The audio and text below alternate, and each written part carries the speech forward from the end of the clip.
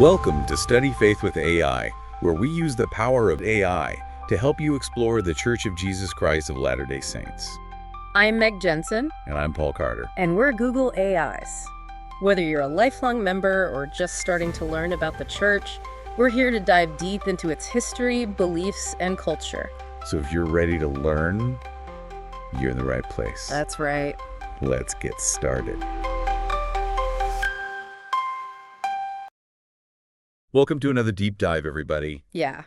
Today, we're putting on our historical detective hats to trace the journey of the papyri that's connected with the Book of Abraham. It's a real mystery. It really is. It spans centuries and continents. We're talking provenance here, right? Sure. The history of these objects. Mm-hmm. We're going to be like following their family tree Okay. from ancient Egypt to today. So to start with the basics, where did these papyri even come from? Right. I mean, were they, as some people believe, actually written by Abraham? Well, if you're picturing like a scroll, right? Yeah. With Abraham's own handwriting on it. Yeah. That's not quite it. Okay. What we have are actually fragments Okay. from these, the ancient Egyptians called them books of the dead, Okay. kind of like their guidebook to the afterlife, Okay. filled with spells and instructions to help people navigate the underworld. Interesting. So not like a unique document or Right. and some kind of lost scripture. I would- Common, right? Yeah. Very common to be buried with the mummies in the tombs. Okay. So an ancient Egyptian how-to for the afterlife. Yeah, essentially. That's fascinating. Yeah. And that also helps us with our next clue, the time period. Mhm. So based on the style of the illustrations Okay. and the type of text, Right.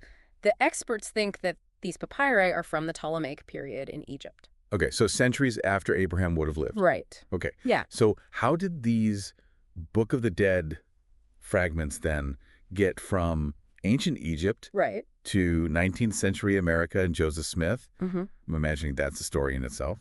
It is. It's a big journey. Yeah. So we have to start in 1820 near the city called Thebes in Egypt. Okay. This Italian explorer and antiquities dealer, Yeah. Antonio Lobolo, acquired a collection of 11 mummies, Wow. along with these accompanying documents, and the papyri were among those documents. Wow. Okay. So that's how they left Egypt. Right. But where'd they go next? Did they just end up in the museum or something? No, not quite. That's where it gets really interesting. Okay. So Lobolo actually died a few years later, Okay. and his heirs, Yeah. they wanted to like cash in on this inheritance. Of course. Right. Decided to ship the whole collection over to New York City. New York. What? I mean, that's a big change. Right. Who was buying mummies back then in New York? Well, they ended up with this real character, Okay. a traveling showman Okay. named Michael Chandler. Okay. And Chandler was a savvy businessman. Yeah. Right. And he knew a good story would help him fetch a higher price for his mummies. Yeah. So he started advertising them as, get this, dating back to biblical times. Oh, of course. That's brilliant, right? Yeah. Everyone loves a connection to the Bible. I bet that drew a crowd. Oh, absolutely. Uh-huh. He played up that public fascination with Egypt Yeah. and managed to sell off some of those mummies while he was touring with this exhibit. Okay, so how do we get those papyries from, like, a traveling sideshow, right, to Joseph Smith in Kirtland, Ohio? Well, in 1835, Chandler's exhibit, it rolled into Kirtland, Okay. where Joseph Smith was living at the time. Mm-hmm. Smith had a deep interest in ancient languages, right? Yeah. Religious history. So, when he saw these Egyptian writings, he was really intrigued. What must have been going through his mind, right? I mean, he's building this religious movement, Right. and suddenly these ancient artifacts show up. I know. It must have been wild. I know. And Smith believed he could translate these papyri. Oh, wow. He and some church members got together, Yeah. pooled their money, and they purchased the remaining 4 mummies and some of the papyri from Chandler. Wow, okay, so this is where the story of the Book of Abraham begins. It is. Is that right? Yeah. In 1842, just a few years after buying the papyri, Joseph Smith published portions of what he said was the Book of Abraham, Okay. translated from these writings, and he even included 3 facsimiles, Okay. or, copies of the illustrations. Okay, so we've traced these papyri from ancient Egypt across the Atlantic to Joseph Smith. Right. But what happened after that? Do we still have these papyri? Well, that's where the trail goes cold for a while, Oh. and a new mystery begins. Oh, now you're leaving me hanging. Right. Yeah. Tell me more. Okay. Well, after Joseph Smith died in 1844, Mm-hmm. the papyri kind of vanished. Really? Yeah, Okay. they went to his mother, Lucy Yeah. Mack Smith, and then to his wife, Emma Smith. Mm-hmm. And Emma later sold them Oh, to this okay. guy, Okay. Mr. A. Combs. And that's where things get murky. Oh, so they just disappeared, W- lost forever. Well, for a long time, Okay. people thought they were destroyed in the Great Chicago Fire Oh, wow. back in 1871. Yeah. It seemed like, Yeah. a tragic ending Yeah. for these artifacts with this crazy past. Yeah. Okay, but I'm sensing a twist here. You're right. There's got to be more to the story. It's like an Indiana Jones movie. Okay. Portions of these papyri, they reappeared in 1966. No way. Yeah, but not in some, Yeah. hidden tomb or dusty archive. Yeah, yeah. They were found at the Metropolitan Museum of Art What? in New York City. Hold on. How did ancient Egyptian papyri I know. from Joseph Smith Right. end up in an art museum in New York? That's wild. It is. And to be honest, the specifics of how they got there are a bit unclear. Okay. But the important thing is that they were rediscovered. Yeah, okay. And eventually they were transferred over to the LDS Church. Oh, wow. Which finally, Yeah. gave modern Egyptologists the chance to actually look at them. So this is where we get to compare what Joseph Smith said about the papyri to what the experts have to say. Exactly. We can put all the pieces together. Right. So how can we be sure Yeah. that these are the same papyri that Joseph Smith used? Mm-hmm. What evidence do we have? Okay, so remember those facsimiles that Joseph Smith published? Yeah, the copies of the illustrations. Right, copies of the illustrations. Yeah. When those fragments were rediscovered, Yeah. scholars could directly compare them Well, to the facsimiles. so like a fingerprint match? Yeah, you could say that. The illustrations on the fragments line up perfectly with the facsimiles, Wow. which confirms they're from the same source. Okay, that's one part of the puzzle solved. All right.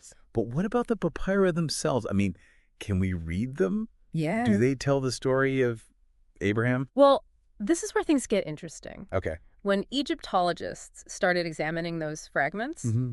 they could instantly tell what kind of text it was. Okay. It was standard Book of the Dead material. So not a unique lost book, but like pretty common. Exactly. Yeah. They have spells, hymns, Okay. instructions for the afterlife, Right. all typical Book of the Dead stuff you find with mummies from that period. Mm-hmm. And it doesn't match up with the story of Abraham like in the Book of Abraham. Okay, so I can see why this would spark a lot of questions and debate. For sure.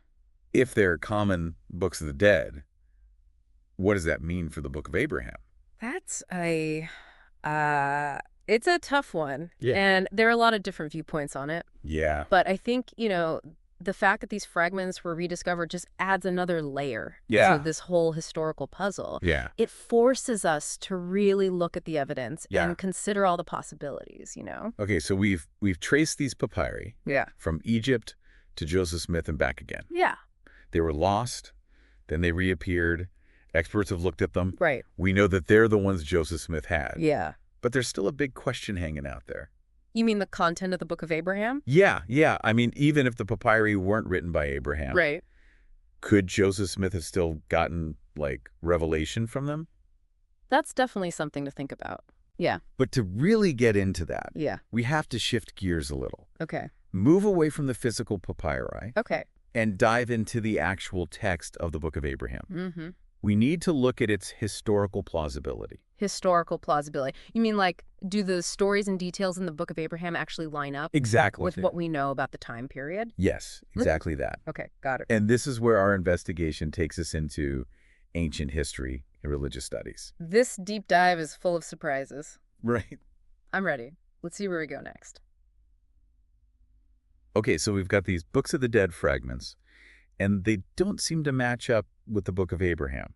But some folks still say, well, maybe Joseph Smith received revelation from them anyway. Right? Yeah, that's an idea worth considering. But to do that, we've got to shift gears a bit, move away from the actual pieces of papyrus, and look more at the content of the Book of Abraham itself. We need to look at its historical plausibility. Historical plausibility. So you're saying, does this stuff in the Book of Abraham line up with what we know about Abraham's life from other places? Exactly. We're talking about, does it fit in with what we know from archaeology, other ancient texts, things like that? So we're looking for clues that either support the Book of Abraham's story or challenge it. What have scholars found? Well, let's take the story about Abraham almost being sacrificed by Egyptian priests. Yeah, Pretty intense, right? yeah, definitely a dramatic scene, but does it fit historically? See, that's the thing. Human sacrifice just wasn't a part of ancient Egyptian religion, especially not when Abraham would have lived. It just clashes with everything we know. So one of the big events in the Book of Abraham already seems to go against our understanding of ancient Egypt. What else is there? Oh, there are other things that raise eyebrows too. Like the Book of Abraham talks about this astronomical system that doesn't really match up with what we know about how ancient Egyptians saw the cosmos. It's like finding a modern computer in an ancient Roman city. It just wouldn't make sense. So even if we just focus on the content of the Book of Abraham, it still presents some challenges. Exactly. Those inconsistencies have made some scholars question if the book is historically accurate, regardless of where it came from. I can see how this would lead to some tough questions. It's like trying to fit two puzzle pieces that just don't belong together. What do you say to someone who's trying to reconcile their belief in the Book of Abraham with these historical problems? I think it's important to remember that faith and reason can work together. We can ask hard questions, look at the evidence, and still hold on to our beliefs. Sometimes, wrestling with these things can even lead to a stronger understanding of our faith. So it's not about picking one over the other, but finding a way for both to exist. Exactly. And this whole deep dive really emphasizes how important that is. It's about being honest with ourselves, being open to learning new things, and always being willing to reevaluate as we go. This has been a fascinating journey. We've learned about where those papyri came from, followed them across continents and through time, and tackled those big questions about how they connect to the Book of Abraham. I feel like I've learned so much. It's been pretty amazing, hasn't it? We've seen how history can challenge us, make us curious, and ultimately help us understand ourselves and the world better. Well, deep divers, as we wrap things up here, I think we're left with a lot to think about. What are your thoughts on how historical context shapes our understanding of religious texts? How do we approach information that challenges what we believe? Those are some great questions, and there's no easy answer. But I think the most important thing is to keep asking them, to keep looking for truth, and to have open and respectful conversations with each other, even when we see things differently. I couldn't agree more. Thanks for joining us on this incredible deep dive into the Book of Abraham Papyri. Until next time, keep exploring, keep those questions coming, and keep diving deep.